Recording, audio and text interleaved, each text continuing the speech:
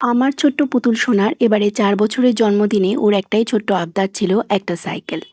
আমরা ভেবেছিলাম এই ছোট্ট ইচ্ছেটা যদি পূরণ করা যায় তাহলেই হয়তো ওর মুখে ফুটবে সবচেয়ে সুন্দর হাসিটা। তাই যেই ভাবনা সেই কাজ, চুপচাপ একটা সাইকেল কিনে নিয়ে এলাম ওর জন্য। সেদিন ও যখন স্কুল থেকে ফিরে এলো সাইকেলটা দেখে থমকে দাঁড়িয়ে গেল। মুখে তেমন কিছু না বললেও ওর চোখে তখন হাজারটা আনন্দের গল্প। আমার এই পুতুল সোনা একটু আলাদা। ও সবার সামনে খুব বেশি খুশি প্রকাশ করে না। ওর আনন্দটা থাকে একদম নিজের মতো চুপচাপ নীরবে। আমরা যখন ক্যামেরা বন্ধ করে ওই ঘর থেকে বেরিয়ে এলাম, তখনই শুরু হলো আসল গল্পটা।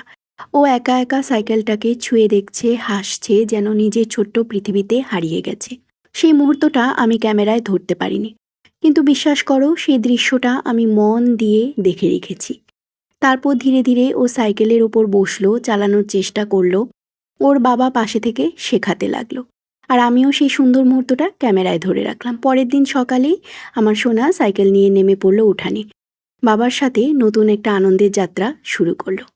অনেক দিনের একটা ছোট্ট স্বপ্ন আমরা আজ পূরণ করতে পেরেছি। আজ বুঝলাম সবচেয়ে বড় সুখ লুকিয়ে আছে এই ছোট ছোট ইচ্ছেগুলোতেই।